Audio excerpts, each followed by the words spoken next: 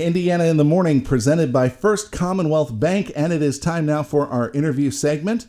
Joining us this morning is Josie Cunningham and Lacey Fetcko from the Indiana Free Library, and we are getting ready for another big fundraising event, Monte Carlo Night.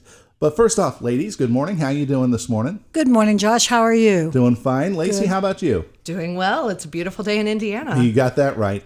But it's going to be a wonderful night coming up 17th, right? May 17th, exactly. Yeah. I've got that committed to memory, and I'll tell everybody why a little bit later. But it is Monte Carlo Night. And this is the first time that the library has held a Monte Carlo Night? Yes. We decided our board wanted to try something a little bit different, and we thought that a Monte Carlo Night was a way to step up our game.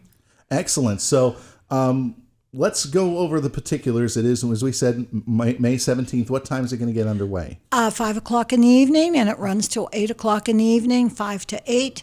And we're hoping that those parents who are putting their kids off to the prom will come up and take a chance. That's right. It's prom weekend. That's exactly right. Gosh, it reminds me then of many of the Monte Carlo activities at the after prom. proms. Yes, exactly. So who knows? It could be a little bit of deja vu. And speaking of that, I did see on the invite, Dress to Impress.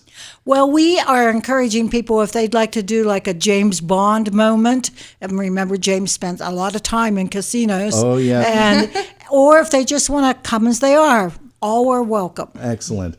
Chemin de Fer or No Limit Hold'em, if I remember the movies correctly. That's exactly right. Yes. So let's talk about when we know there's going to be games there. Mm-hmm. So I imagine when people pay their admission and get their ticket, they're going to be given some, we'll call it script, and they'll be able to use that to play the games. Absolutely. So when you pay the donation is $40 to get in.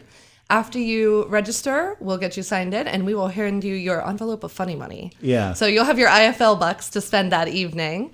And if you wish to acquire any extra, because maybe you've lost your luck or would like to gain some more, you can make a donation to the library and keep on playing. Okay, that's excellent. Because, sometimes the cards and the dice, they don't exactly work in your favor.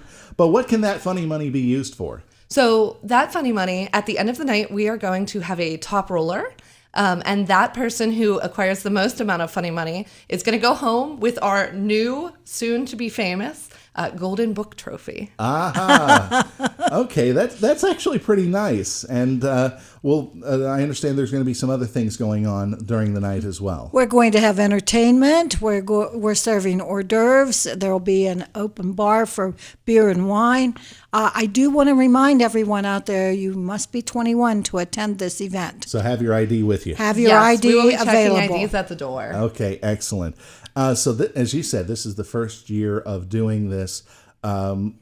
But I also wanted to ask, you said you wanted to try something new. Were you inspired by other organizations doing something similar, like Night at the Races or anything else like that? I think, Josh, we have been talking about as a board for a long period of time having a spring fundraiser. We have ours in the fall. Yeah, Night in the Stacks. Yes, Evening in the Stacks. And so we thought, let's try something in the spring and see how that goes. And so this is our first attempt, and we're hoping that it will be a major success. Oh, I hope so too. And I understand you already have a lot of people who have signed up to be dealers. Hint, hint, hint. Yes, we sure do. We have some really amazing people signed up to be dealers. Yeah, well, I this is where I should come clean. I have been asked, and I have accepted to become a celebrity dealer for the night.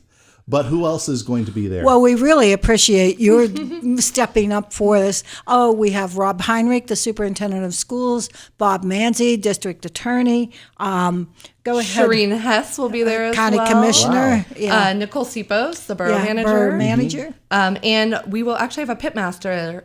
Robin Lockard will be our pitmaster for the evening. Okay, and everybody is going to be trained on how to play the game, so yes. No worries whatsoever.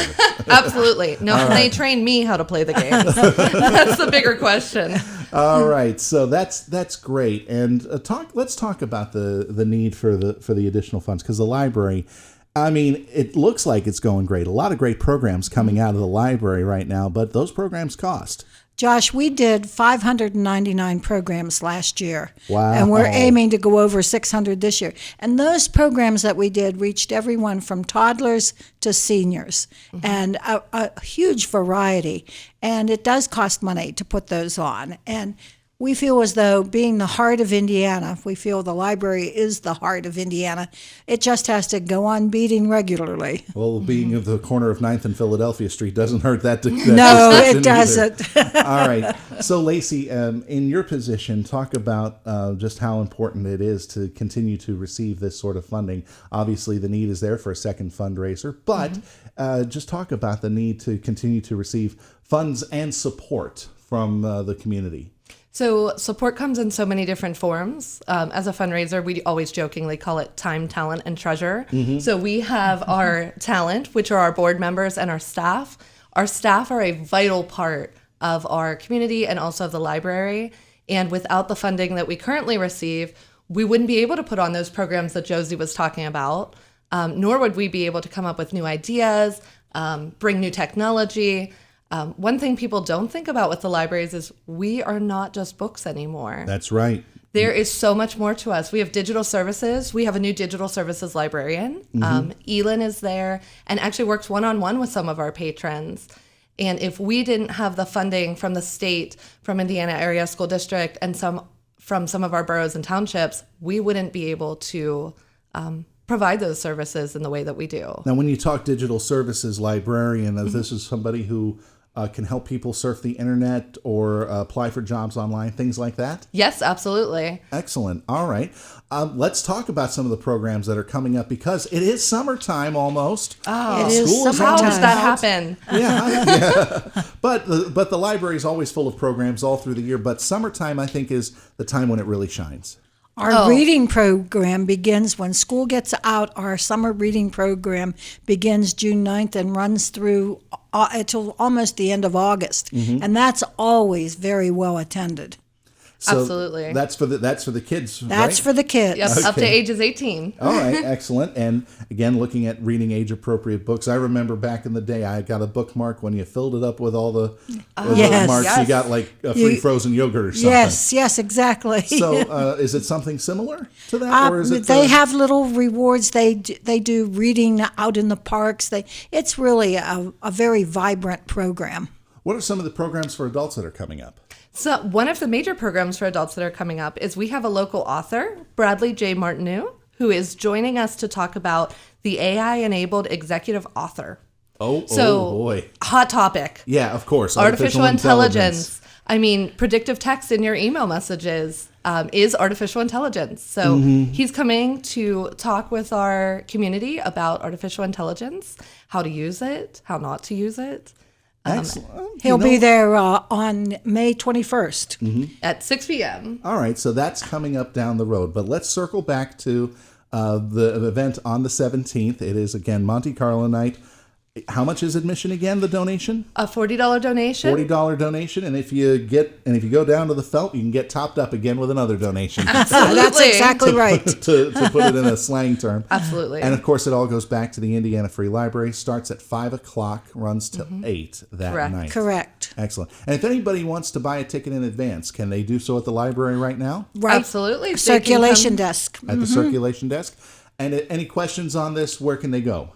If they have any questions, you can visit www.indianafreelibrary.org. You can purchase your registrations there, or you're welcome to walk into the library and our circulation staff will help you. Excellent. Josie, Lacey, anything I missed? No, but we really appreciate your participating with us, Josh. Thank you so much. Oh, I'm going to have fun. I get to be the house for the change. We hope a lot of people will take this opportunity to press their luck. Yeah, hopefully. And hopefully, once somebody does walk away with a nice prize, you said the trophy is going to be on the line, but we'll see what happens that night. The big thing is everybody's having fun, and the real winners are going to be the library. Absolutely. Thank you very much. That's Thank you true. so much, Josh. Thank you, too, for coming into Indiana in the morning. And again, I hope it's a big success. Thanks again. Thank Thank you. you.